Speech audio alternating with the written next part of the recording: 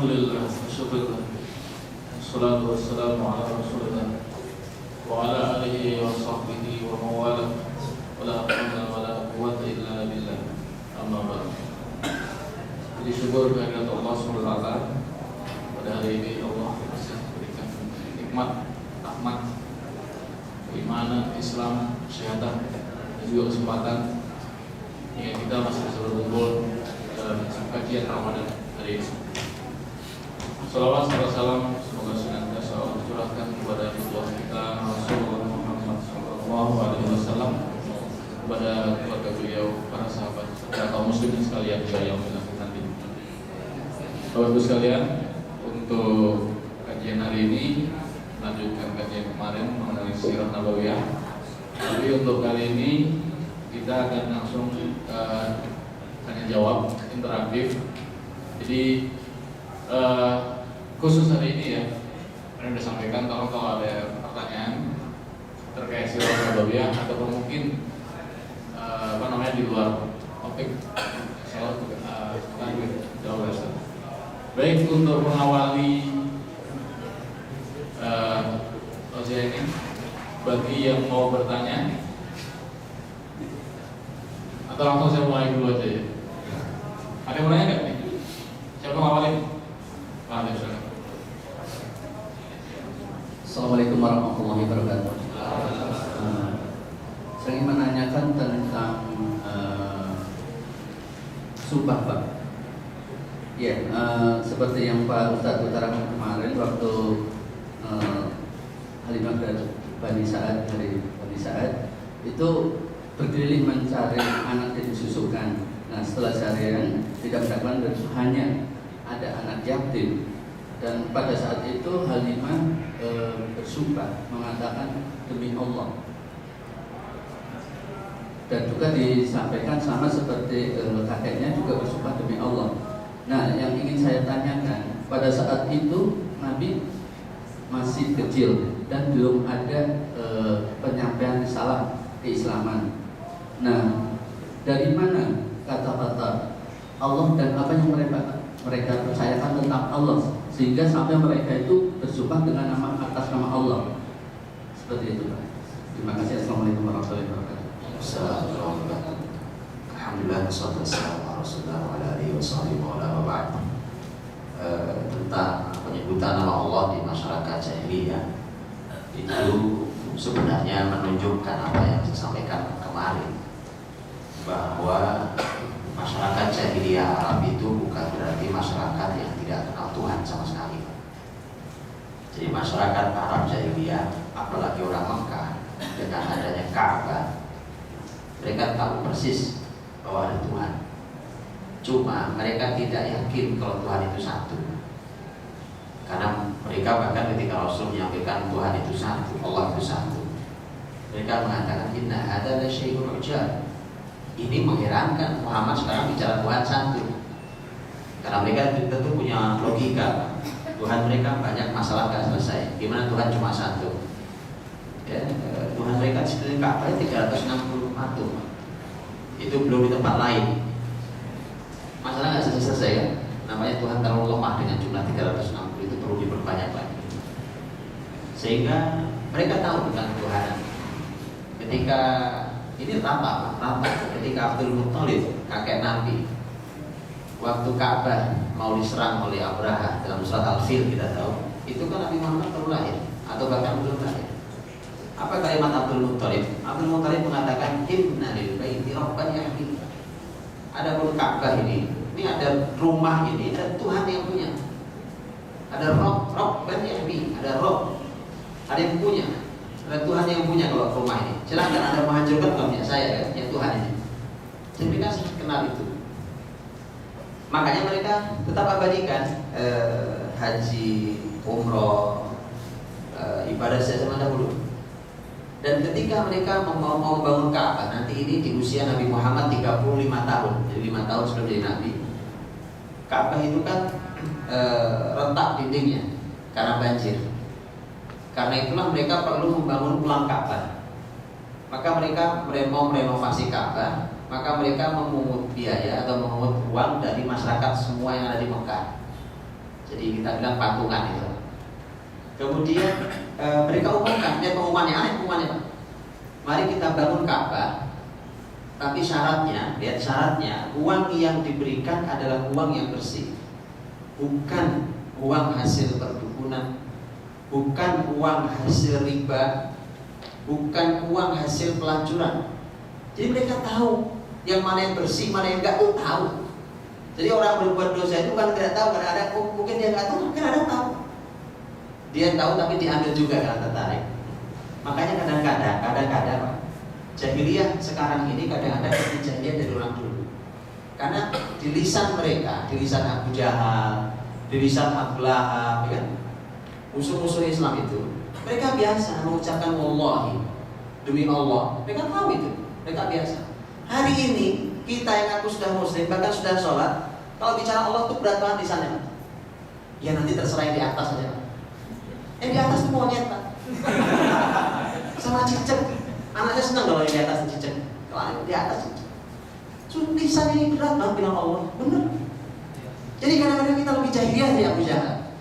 Abu Jahalnya wallahi, demi Allah, wallahi, tallahi, wa rabbil Ka'bah. Demi Tuhannya Ka'bah, demi yang punya Ka'bah, itu biasa. Bagi kita untuk Allah sama kan. Jadi dari mana sumbernya? Karena mereka sudah terbiasa dan mereka di situ dulu ajaran Nabiullah Ismail alaihissalam kita tahu. Jadi masih ada ajaran yang tersisa di mereka. Nah, sebagian tersisa itulah sudah mulai acak-acak. Makanya definisi jahiliyah itu sebenarnya adalah bukan mereka yang tidak tahu Allah saja, dari mereka yang tahu Allah, bahkan tahu yang benar yang mana, tapi mereka langgar juga. Ya, gitu saya kira. Allah harus. Baik, jawab ya. Ada pertanyaan Ustaz? Bisa. Jadi kemarin Ustaz sampaikan terkait dengan Bani Israel, di mana mereka adalah keturunan Nabi Yakub. Ya. Terus yang kedua Yahudi. Nah sekarang yang ingin kita ketahui apa sih bedanya?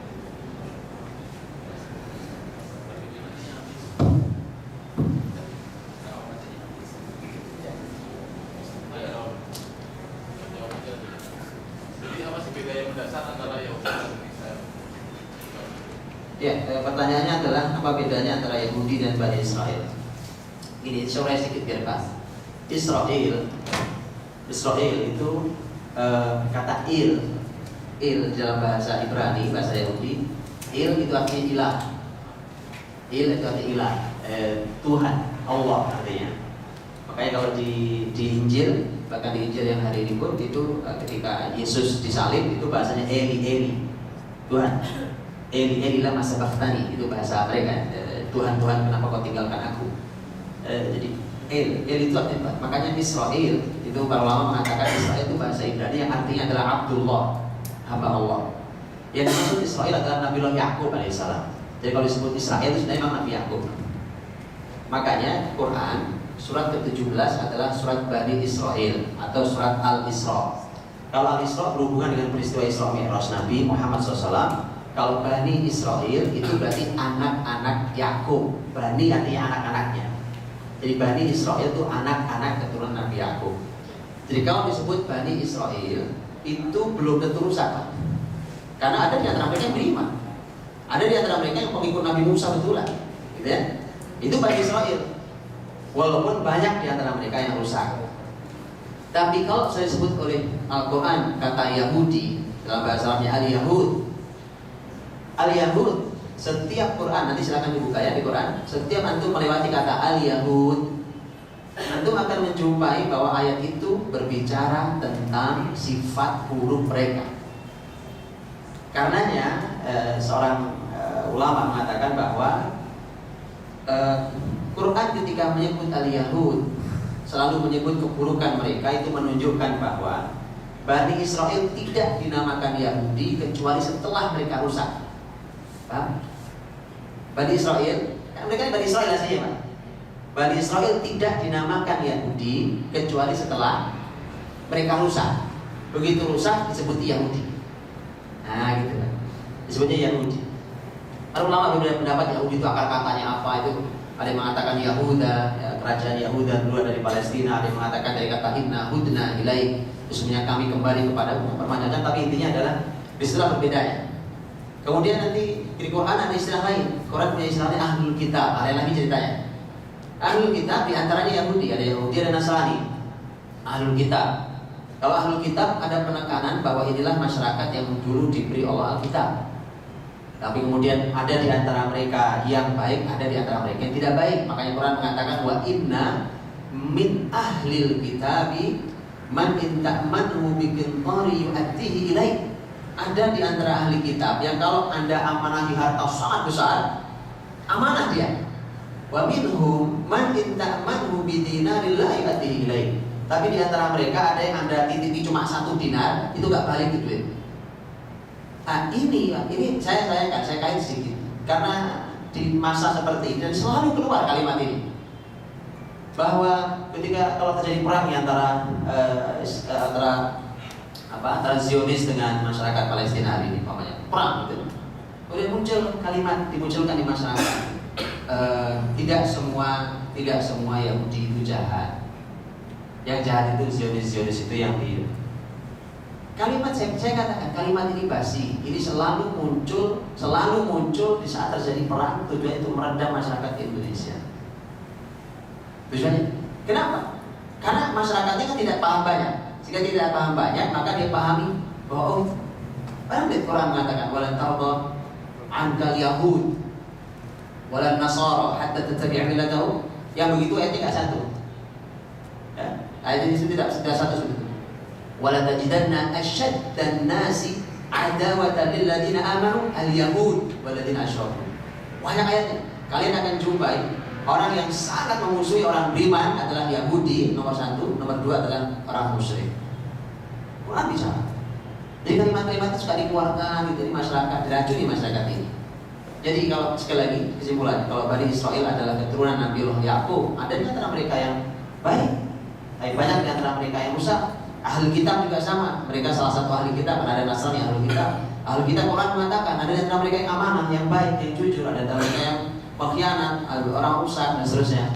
Tapi kalau ahli Yahud disebut dalam Quran, ahli Quran mengatakan bahwa ahli Yahud setiap disebut Quran artinya selalu menyebutkan sifat buruk mereka.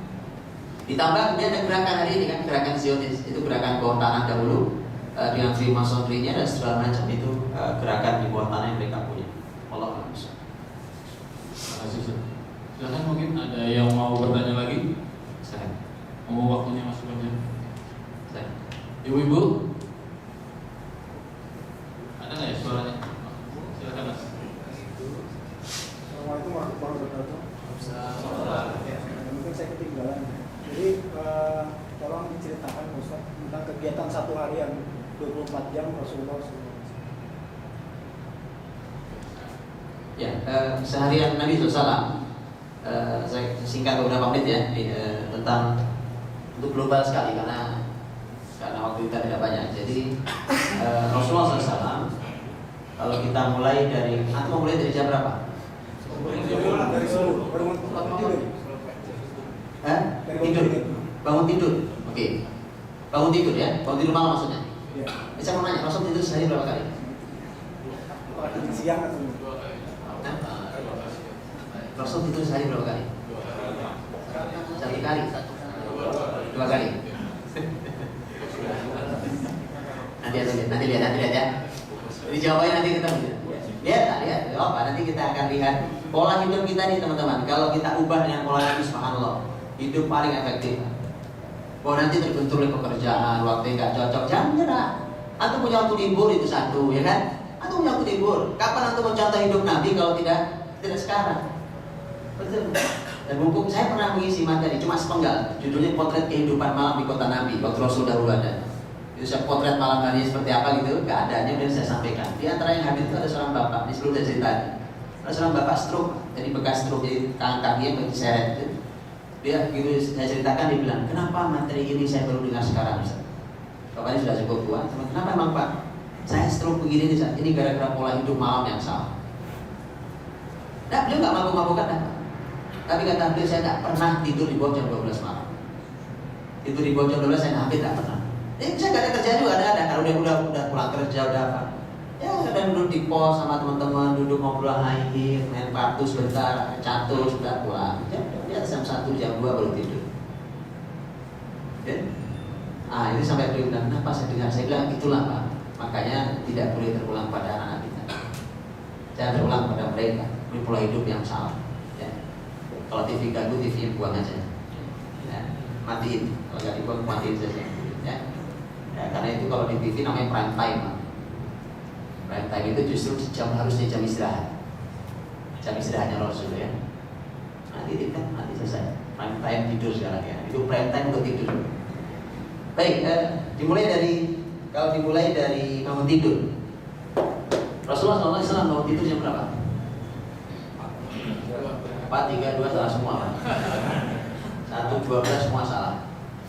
Jam 5 salah apa lagi ya? Salah semua.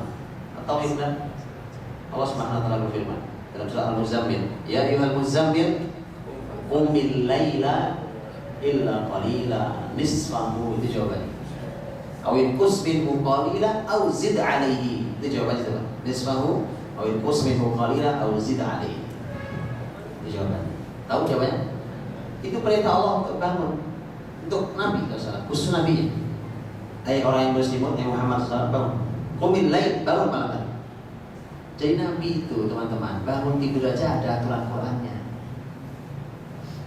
Gak ngawur, hidup itu ngawur kan kita hidup ngawur ya. Gak ada panduan. Betulan, saya jujur pada ya kita. Saya, semua saya dan teman. Makanya kalau kita tidak mencoba, semua sampai kapan? Rasul itu bangun tidur diperintah Allah. Kapan bangunnya? Nisfahu, tengah malam. Antum tahu tengah malam? Jam berapa di sini malam?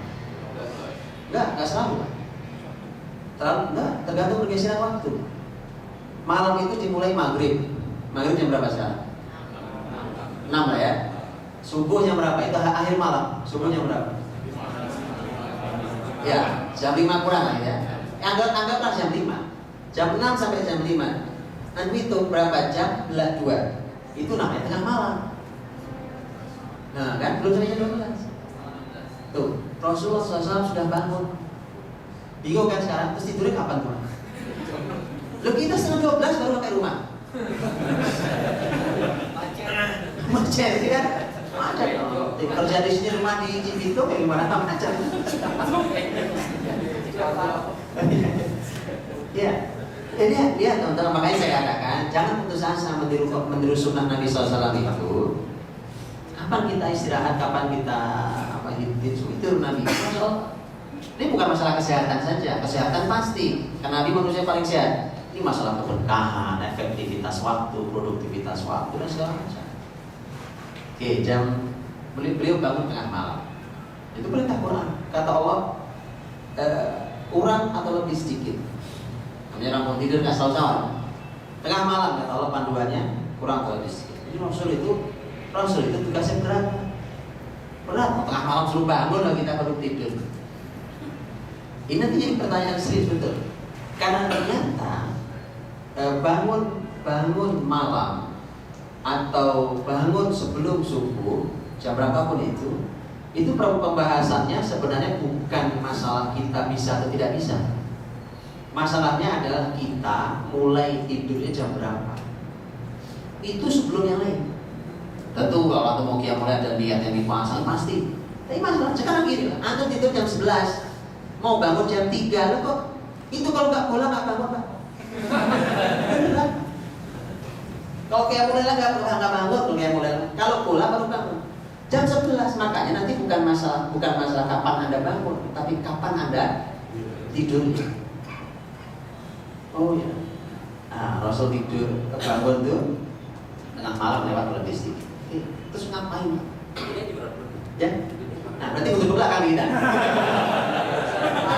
Kita maju apa mundur? Ya, maju lah ya. Oke, nah itu Pak ini. Karena itu satu kali. Ya.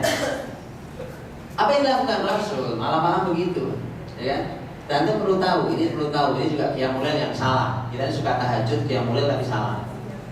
Karena Nabi pernah melepas ikatan tadi 2 tiang, ada tiang di Masjid Nabawi, ada 2 tiang itu ada tali ikat itu. Terus Nabi nanya, ini tali siapa ini? Tali apa ini? Ada yang menjawabnya, Rasulullah, ini tali punya seorang yang kalau dia sholat malam di sini, kalau ngantuk dia nyangkarin tali itu sambil ngantuk-ngantuk di sholat malam. Kata Nabi, lepas, ini tidak benar. Karena kalau kalian ngantuk, tidur, bukan sholat. Jadi kalau kita qiyamul lail ngantuk, itu salah. Makanya berarti Nabi SAW itu bangun tengah malam itu sudah segar sekali, fresh, karena beliau akan melakukan qiyamul lail panjang. Nah, Nabi lakukan qiyamul lail panjang. Ditambah tadi warattilil Qur'ana tartila, kalau sudah qiyamul lail tartilkan Quran, baca Quran ya, dengan perlahan yang indah, tidak sapi, tartil Quran. Kadang-kadang ada peristiwa di malam hari, Nabi SAW hadir di peristiwa itu, menolong maksudnya dan segala macam. Ada banyak kegiatan, tentu tidak cukup waktu detail, ya. Tapi intinya tugas Nabi di malam itu ada dua, satu qiyamul lail tahajud, yang kedua adalah tartil Quran. Itu dua tugas orang beriman di malam hari setelah mau tidurnya. Baik, di zaman Nabi adzan itu ada dua, adzan subuh ada dua, bukan adzan subuhnya dua. Adzan yang kedua itu adzan subuh, adzan yang pertama itu adzan sebelum subuh. Ya, di dekat kampung antum ada yang adzannya dua, ada ya. Nah, itu adzan yang pertama bukan adzan subuh.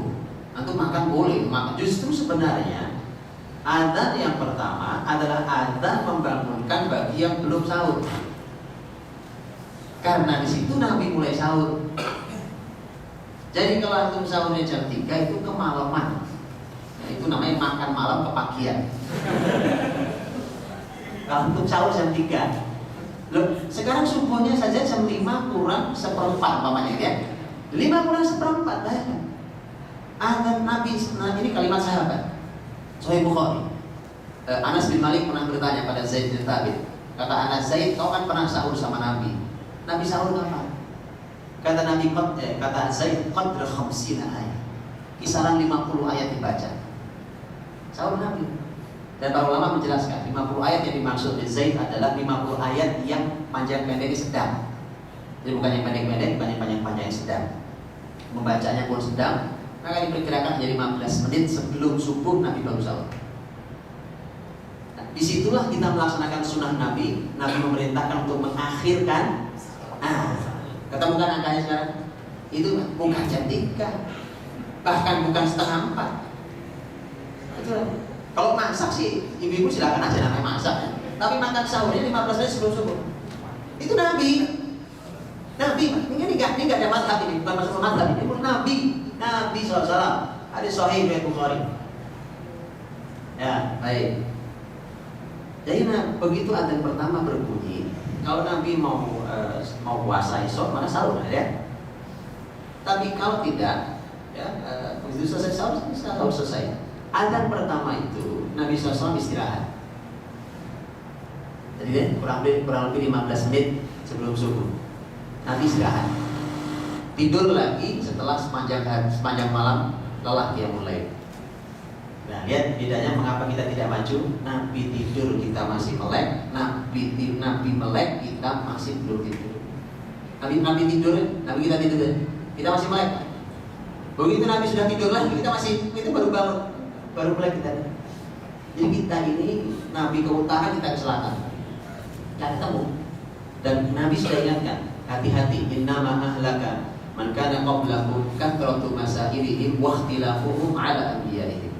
Yang pernah menghancurkan umat sebelum kalian adalah banyak bertanya. Banyak bertanya dalam makna yang negatif. Ada karena banyak bertanya yang makna positif. Banyak bertanya yang tujuannya lari dari tanggung jawab. Yang kedua adalah sering berbeda dengan nabinya. Itu penyebab kehancuran. Nabi kemana, kita kemana. Nabi tidur, kita masih melek aja. Nabi sudah melek, kita baru tidur. Nah ini, Nabi sudah 15 menit sebelum subuh itu Nabi tidur betulan. Kadang Nabi hanya tiduran, kadang Nabi tidur betulan.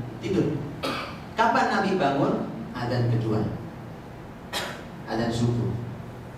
Adzan subuh Nabi bangun. Ya, dan ada pertanyaan, lah ini kalau kita tidur lewat subuhnya Pak?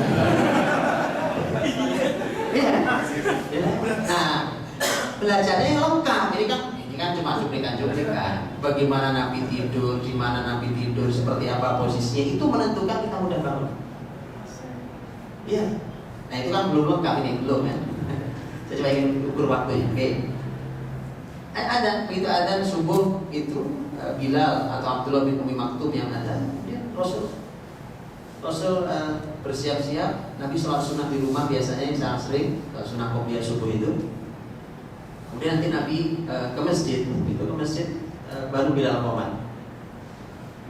Karena sebenarnya yang benar masjid itu ada imam tetapnya, satu. Yang kedua, yang menentukan kapan qomat adalah imam. Imam kita ini sementara ini menitah di depannya, titit, nah itu imamnya. Kan itu yang menentukan sekarang, betul kan? Disitulah salahnya kita. Jadi kita tidak pernah merasa memiliki imam. Oh beda rasanya. Maka kalau punya imam di masjid, ya kalau imam berilmu, penghafal Quran, ahli ilmu, masya Allah orang yang mulia, rasanya beda. Rasul sampai katakan, la taqumu hatta tarawni, kalian jangan berdiri sampai melihat aku. Jadi sahabat kumpul siap tunggu Nabi SAW. Begitu sahabat lihat Rasul datang, baru pada berdiri.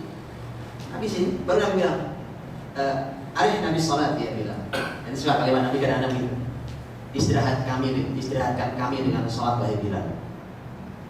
Kalimat Rasul arti qomat Bilal, maksudnya gitu. Karena Nabi itu juru qomat aja bahasa indah.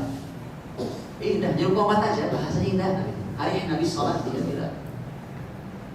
Sholat subuh kalau cuma 2 rakaat, sholat Nabi paling panjang dibandingkan sholat 5 waktu yang lain. Ya, di kita 2 rakaat pendek beneran. pendek beneran gitu. Nabi 2 rakaat itu paling pendek rakaatnya dibandingkan 5 waktu itu kan, tetapi paling panjang sholatnya. 1 rakaat itu kurang lebih 100 ayat. 1 rakaat itu kurang lebih 100 ayat. Minimalnya 60 ayat. Nabi SAW kan. Oke. Singkat kata selesai salat subuh. Ya, selesai salat subuh itu Nabi terus ada di masjidnya, tidak pulang. Tentu kecuali sekali waktu ada peristiwa atau Nabi harus ke kamar mandi, terus Nabi harus pulang keperluan seperti itu, tentu kecuali peristiwa. Tapi ini saya bicara rata-rata, ya kebanyakan hari-hari beliau. Nabi kalau sudah selesai salat subuh salam, Nabi nggak pulang, di masjid. Sahabat-sahabat juga sama, duduk di masjid. Kapan keluarnya? Keluarnya matahari terbit. Itu sesuai dengan hadis Nabi. Dan Nabi itu bersabda, Nabi melaksanakan. Keluarnya pas matahari terbit. Nah, kalau antum melakukan itu, antum udah kena macet di Jakarta. Gak nyampe kantor itu, kan?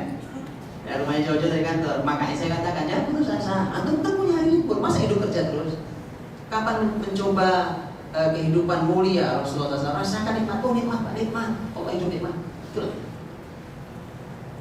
Nah, jadi sampai terbit matahari. Nah, pertanyaan gini Pak, orang salam, assalamualaikum, salat subuh itu, untuk sampai terbit matahari kan ada jeda waktu lumayan kan? Berapa lama kira-kira? 1 jam lebih. 1 jam lebih. Anggaplah 1 jam. 1 jam itu Nabi ngapain? Nah, saya kumpulkan dari sekian banyak riwayat dalam hadis dan sirah nabawiyah. Saya kumpulkan, saya ketemu kurang lebih 11 poin. Dan kamu bisa sampaikan sekarang 11 poin yang dilakukan Nabi. Tentu tidak semua sekaligus 11 aja satu hari yang sama, enggak. Kadang cuma 1, kadang itu, jadi kadang 2 dan seterusnya. Jadi 11 poin. Tapi intinya Nabi mengisi dengan berbagai macam kebaikan. Enggak mesti harus ceramah. Namanya nasihat sekali waktu. Subuh matahari terbit. Nah, matahari terbit, kita tahu ada sholat sunnah syuruk ya atau isyraq. Dan Nabi SAW pulang, sahabat juga bubar ke tempat kerja masing-masing. Ya, Rasulullah SAW pulang. Kemana Rasul? Ke rumahnya. Lihat, unik sekali ini. Apa yang dilakukan Rasul jam segitu? Matahari terbit kan? Matahari terbit, Nabi pulang ke rumah. Yang dilakukan Nabi adalah menyapa seluruh istrinya dengan sapaan laki-laki terbaik yang pernah dijumpai oleh wanita. Nabi punya istri gak 1, tapi semua bahagia. Kita istri cuma 1 juga urus. Kalau koreksi diri lah, mari koreksi diri. Makanya saya bilang belajar apapun sama Rasul. Rasul itu puncak keberhasilan. Betul kan? Kalau di Eropa, di agama Kristen bahkan dilarang orang poligami. dilarang orang poligami kan. Jadi mereka nggak bakal bisa diajak bicara tentang mengurus keluarga lebih besar, nggak bisa. Kalau antum tidur kalau belajar parenting sama mereka, itu nggak akan pernah bisa belajar keluarga besar itu kayak apa. Rasulullah SAW, istri nggak satu, tapi semua istri bahagia. Ya itu. Pagi itu Nabi sapa semua dari rumah ke rumah istrinya. Dan Nabi menemui sebagai seorang suami terbaik yang pernah dijumpai oleh para wanita. Sapaannya, salamnya, senyumnya, semua. Pagi itu kadang-kadang ada beberapa peristiwa yang terjadi, itu perlu waktu untuk menjelaskannya. Peristiwa yang terjadi, kadang dialog, kadang apa, kadang urusan sarapan aja ada pelajarannya. Ya, itu waktu sarapan. Urusan sarapan ada pelajarannya. Baik. Matahari terbit, kemudian Nabi setelah ketemu semua istri itu, selesai itu semua kemana? Nabi balik ke masjid. Karena ini kantor Nabi. Nabi kantornya di masjid. Nabi balik ke masjid. Nabi balik ke masjid itu, Nabi SAW mulai membuka majelis ilmu. Makanya majelis ilmu yang terpanjang dan terbaik yang Nabi miliki itu waktu duha. Makanya sekolah kita yang bagus tadi duha itu pagi kan. Terus itu Nabi majelis ilmu. Nah, di majelis itu terjadi banyak hal. Itu banyak sekali pembahasannya. Pembahasan sangat panjang lebar, bahasa tentang majelis Nabi di waktu duha. Termasuk untuk tahu kisah Jibril yang datang menyerupai wajah manusia itu. Pernah dengar kisahnya? Belum pernah dengar ya. Kalau itu lewat itu. Ya. Nah, intinya bahwa itu banyak terjadi peristiwa di waktu itu di majelis ilmu Nabi SAW. Kadang ada yang belajar, kadang ada orang datang hanya untuk bertanya kemudian pergi dan seterusnya. Tergantung kebutuhan orang. Makanya nanti begitu Rasulullah wafat, sahabat Nabi beda-beda ilmunya. Karena ada yang sibuk dengan sawahnya, ada ladangnya, ada yang sibuk dengan pasarnya, ada yang memang duduk di situ jadi majelis ilmu, makanya jadi ada ilmunya. Makanya tugas berbagi kan antara mereka. Nah, umat ini juga harus berbagi. Kita juga harus berbagi tentang keahlian. Nah, jadi yang duduk di majelis ilmu Nabi SAW ini sampai menjelang zuhur. Menjelang zuhur Nabi pulang. Ya. Ini disebut dengan qailulah namanya. Qailulah itu tidur sebentar sebelum zuhur. Kapan bangunnya? Pas adzan zuhur. Di adzan zuhur itu suaranya Bilal kencang sampai ke kamar rumah Nabi SAW. Rasul bangun. Lihat teman-teman, jadi waktu sholat ini, adzan ini bukan hanya untuk menunjukkan waktu sholat, tapi untuk mengatur kehidupan saya kita. Betul ya? Itu. Ya Rasulullah, qailulah tidurnya. Nah, baik, kemudian nanti zuhur bangun. Begitu zuhur bangun, Nabi SAW setelah zuhur sampai asar itu gak tidur lagi. Itu beliau punya kegiatan. Kegiatannya macam-macam. Kadang-kadang ada majelis ilmu, kadang-kadang. Tapi tidak sepanjang waktu duha. Kadang-kadang tidak. Kadang-kadang Nabi ke pasar, kontrol pasar. Kadang Nabi SAW menemui anak-anaknya, cucu-cucunya, temui. Dan semua peristiwanya ada pelajaran. Zuhur lebih beragam setelah zuhur. Oke, singkat kata asar. Ya, itu kegiatan. Singkat kata asar. Setelah sholat asar itu semua udah capek, semua udah pulang kerja, udah lepas kantor lah, terus asar udah sisa tenaga. Makanya setelah asar itu nyaris tidak ada pengajian di masjid. Itu ya, nyaris tidak ada majelis Nabi SAW di masjid. Kan sudah Masya Allah, orang tinggal pulangnya saja, ya. Atau kalau nambah pekerjaan sedikit, itu pulang masjid. Maka Nabi setelah sholat asar juga itu. Setelah sholat asar, ada beberapa kegiatan Nabi berbeda dan beragam-ragam. Ada yang kadang-kadang Nabi diundang oleh sahabat, kadang-kadang sahabat punya keperluan undang Nabi, Rasulullah saya mau motong onta tolong disaksikan. Nabi datang untuk menyaksikan itu. Sahabat senang kalau dihadiri, itu juga menarik. Jadi sahabat senang ketika motong onta saja dihadiri orang soleh seperti Rasulullah SAW. Diundang Nabi ke rumah, kadang-kadang acara apa segala macam.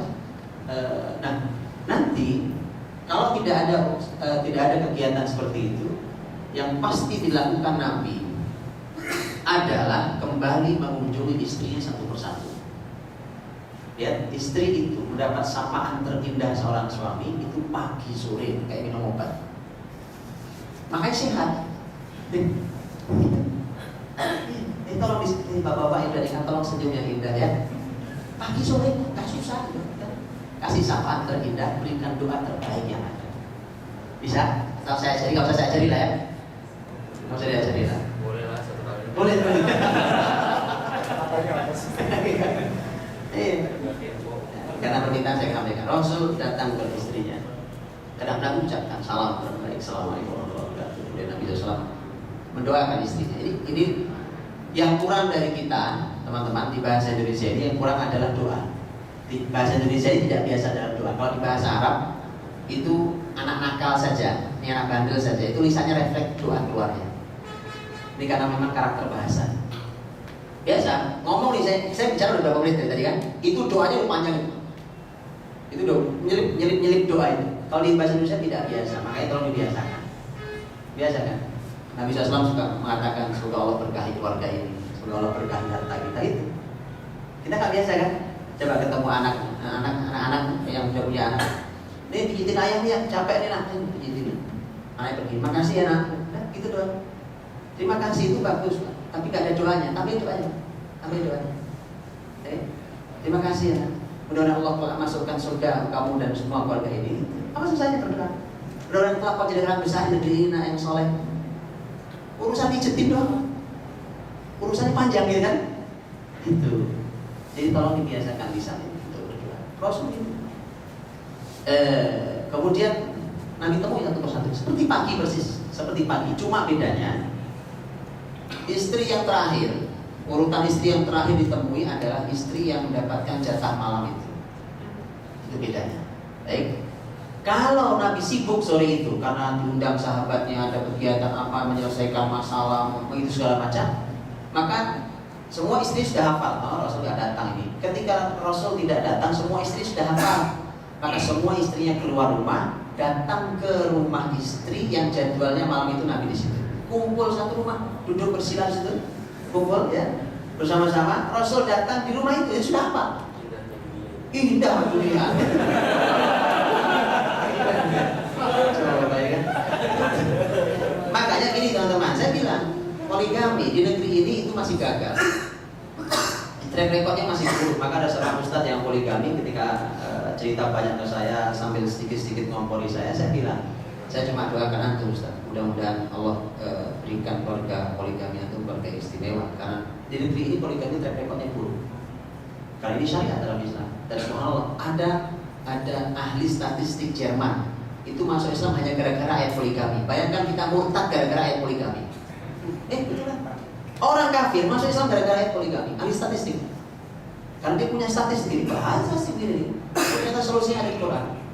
Nah, tapi kemudian kita bisa melawan ayat.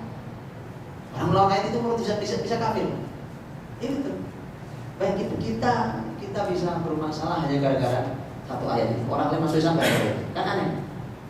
Maka saya bilang, semoga antum bisa diberikan keluarga yang alhamdulillah sampai sekarang masya Allah sholat positif.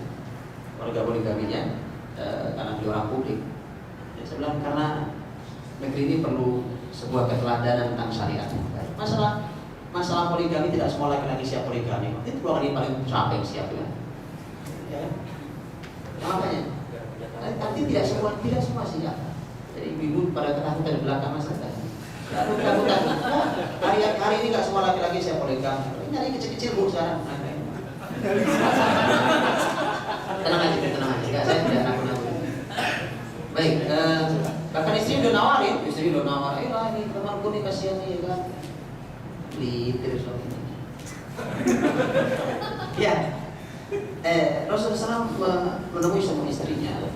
Tadi saya katakan kalau waktunya mepet maghrib, Nabi belum datang juga. Istrinya semua kumpul di rumah istri yang terakhir yang malam dapat jatah malam. Nanti akan datang situ. Kumpul, ketemu dengan istrinya, bicara, ketawa. Namanya ketemu suami istri gimana? Bercanda, tertawa, bercengkrama, makan atau ada yang bisa makan. Tidak kan? Maka kalau bicara poligami Nabi tolong bicara sesuai porsi yang pas. Karena Anda tidak akan jumpai keluarga sebagai ini, sebagai teladan termulia. Oke? Nah, sholat maghrib tiba, Nabi sholat maghrib. Setelah sholat maghrib tidak ada sama sekali majelis ilmu karena semua sudah lelah, orang semua pulang. Kadang di situ pada pulang makan, sekarang di situ adanya. Kadang sebelum maghrib mereka sudah menyelesaikan makan mereka. Masuk kemudian setelah lama tidak masuk waktu isya. Di waktu isya itu begitu Bilal adzan, adzan waktu Isya. Nabi kan rumahnya kan di samping Masjid Nabawi. Nabi rumah-rumah Nabi itu berderet di samping Masjid Nabawi. Jadi kalau sudah ada Nabi tinggal ngintip tahu yang di masjid tinggal ada berapa orang. Kalau yang di masjid sahabat berkumpul banyak, Nabi segera keluar kemudian sholat Isya. Sholat Isya Nabi jadi imam. Tapi kalau di masjid cuma ada 1-2 sedikit, sahabat terjadi karena mungkin satu lain hal mereka siang capek apa segala macam, maka Nabi tidak keluar. Dan sahabat juga sudah hafal. Oh, kalau ditunggu sampai sekian lama Nabi tidak datang, berarti Nabi tidak keluar. Terus kapan sholat jamaah Isyanya? Karena Nabi gak cerita gak jamaah di masjid. Kapan Nabi keluarnya? Nanti tengah malam. Sholat Isya berjamaah di masjid tengah malam. Tadi pernah lakukan? Oh, indah Pak. Ada, saya pernah ke Sukabumi. Di Sukabumi itu ada yang melakukan. Saya pernah. Saya nggak sengaja mampir di sebuah masjid. Ada di saya masuk masjid, nggak ada di saya. Duduklah saya tengok kan, kok nggak ada orang. Cuma muadzin. Saya pikir apa mungkin belum kayak baru ada. Selesai adzan itu muadzinnya nggak ngomong, nutupin jendela pintu belum. Pak, kalau bisanya kapan Pak? Nutupin pintu. Tapi kejutan buat saya ketika beliau jawab, nanti Pak, kalau di sini jamaah sholat Isya jam 12 malam, tengah malam Pak. Buat saya ini buat saya excited Pak, karena ini di dalam hadis Nabi ada. Di dalam hadis Nabi SAW, bahkan Nabi mengatakan, laula an asyqa ala ummati la amartuhum bi ta'khiri salatil isya ila nisfil lail. Kalau tidak memberatkan umatku, aku perintahkan mereka untuk mengakhirkan salat Isya sampai tengah malam. Dan karena itu memberatkan, maka aku tidak perintahkan. Makanya para ulama, sebagian ulama mengatakan khusus waktu Isya, waktu terbaiknya adalah tengah malam. Tapi syaratnya tadi tidak sendiri salatnya, sholat berjamaah tetap di masjid bagi yang laki-laki. Betul kan? Saya senang sekali itu dapat masjid itu. Wah, saya harus sholat saya.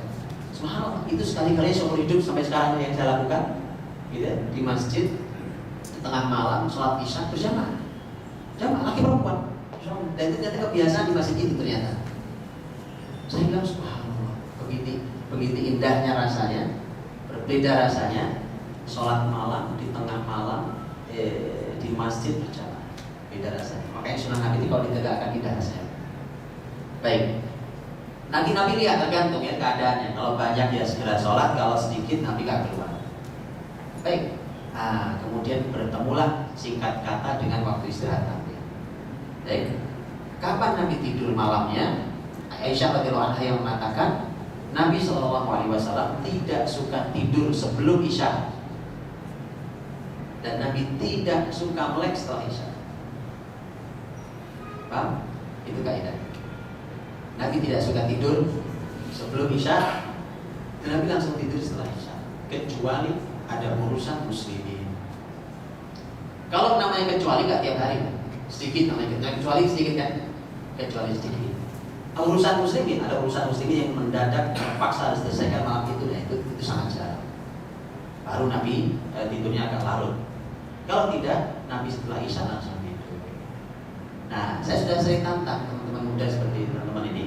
Udah di banyak pengajian saya yang masih muda-muda ini, saya bilang coba, ayo tidur setelah Isya langsung. Pekan depan kita ketemu laporan masing-masing. Betul? Itu sudah di banyak tempat saya lakukan. Begitu pekan depan, laporannya di tempat pengajian manapun. Kalau saya di orang tua saya nggak aneh, makanya saya uji yang muda-muda. Kalau yang tua itu beda. Yang tua cepat segera istirahat, bangun juga lebih cepat, itu sudah tua. Makanya saya nggak uji di tua. Saya uji yang saya muda, usia muda-muda. Laporannya sama di mana-mana. Gak bisa tidur santai hari. Lihat, badan kita sudah kita rusak dengan pola yang ada hari ini. Oke, makanya saya bilang jangan menyerah, karena nanti kebaikan itu kembali ke kita, kesehatan kita yang akan pulih, waktu keberkahan kita yang akan miliki, yang semua itu. Nah, makanya saya bilang ajari anak-anak kita. Gak ada tuh istilah begadang malam tuh gak ada. Mumpung libur Pak, gak ada istilah begadang malam. Luar biasa efektifnya. Ya, dan antum punya anak besok mau ujian, itu nggak bagus. Suruh tidur, suruh belajar. Yang ada adalah segera tidur. Kalau mau nanti bangun sebelum subuh dan bangun, itu waktu yang fresh, kepalanya sudah fresh sekali, ya kan? Dan masya Allah, bahkan hari ini penelitian grafik kerja otak kita loh, itu mendukung apa yang dilakukan Nabi Sallallahu Alaihi Wasallam.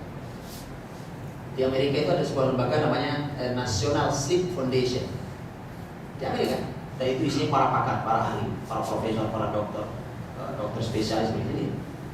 Itu ada lembaga itu cuma ngurusin tidur jadi lembaga nasional. Itu sampai dia bisa merekomendasikan berapa kerugian sebuah perusahaan ketika dia tidak memberi waktu istirahat untuk qailullah. Padahal mereka nggak ada satupun yang muslim, setahu saya. Coba. Nah, kita ini suka lebih percaya kalau datangnya dari survei dibandingkan dari hadis Nabi SAW. Itu masalahnya. Ya, baik. Begitu singkatnya. Tentu banyak sekali yang ini. Singkatnya itulah waktu Nabi SAW. Jangan putus asa, kita bisa mencoba, kita bisa melakukannya. Didik anak-anak kita untuk melakukan seperti itu. Kalau di hari kerja mungkin istirahat malam lebih susah karena macetnya ke rumah, itulah ya, kita terima. Tapi ketika kita punya waktu istirahat, kita waktu cuti, waktu libur, kita bisa lakukan. Wallahu a'lam. Jelas ya? Jelas? Ya. Tinggal nyobanya yang susah. Baik, tadi pertanyaan sih singkat, cuma setengah menit udah nanya, jawabannya setengah jam. Jadi untuk tanya jawab dicukupkan ya, maaf ibu-ibu ya. Tadi di sebelumnya nggak ada nanya, jadi direkap semua bapak-bapak semua. Alhamdulillah untuk kajian hari ini sudah disampaikan dengan mudah, semoga kita bisa mengambil iktibar dan mencoba untuk meniru apa yang tadi disampaikan oleh Ustaz. Untuk hari Senin, kalau masih ada tausiah lagi.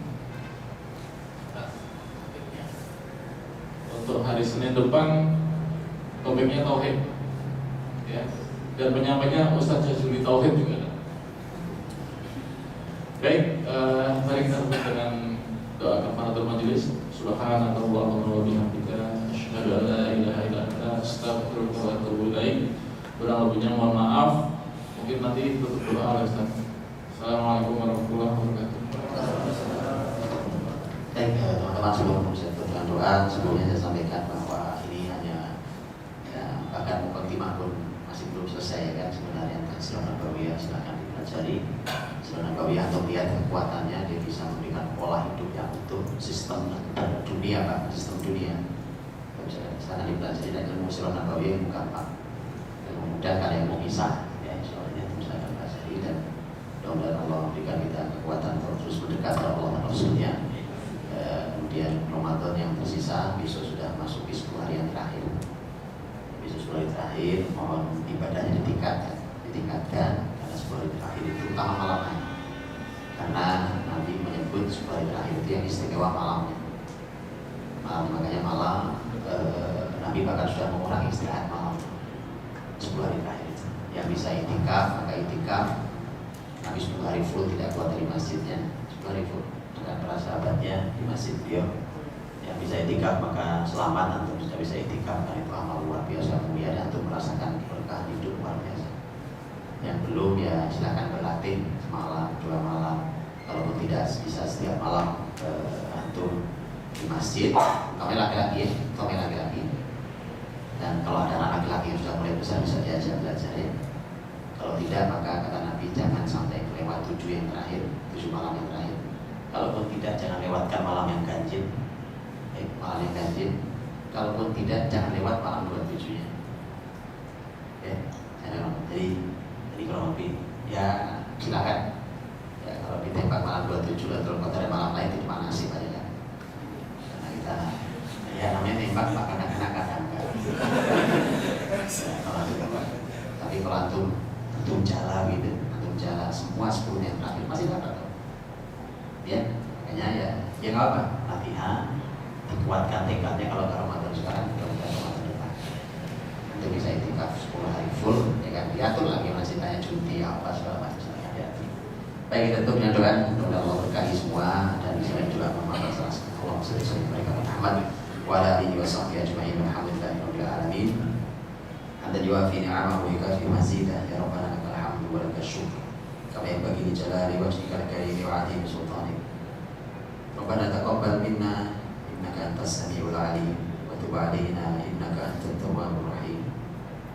Rabbana taqabbal minna siyamana wa qiyamana wa ruku'ana wa sujudana wa tadarru'ana wa tilawatana. Rabbana taqabbal minna innaka antas samiul alim ya mujibas sa'ilin ya arhamar rahimin.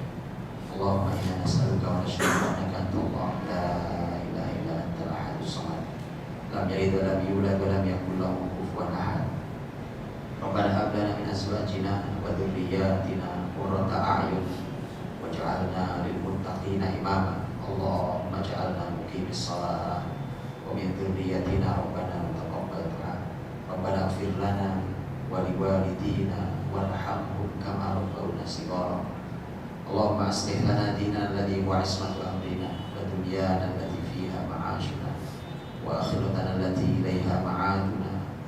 Allahumma ansur ikhwanana al-mujahidina fi Ghuzzah. Allahumma ansurhum wa ayyidhum wa afrigh 'alaihim sabrahum. Allahumma ahlikil yahuda adh-dhalimin al-ghasibin. Innaka 'ala kulli shay'in qadir. Rabbana atina fid dunya hasanah wa fil akhirati hasanah wa qina 'adzaban nar. Subhana rabbika rabbil 'izzati 'amma yasifun. Wassalamun 'alal mursalin walhamdulillahi rabbil alamin. Saya itu mohon maaf atas kurangnya selama saya mengisi pergaulan. Subhanallah wa bihamdihi.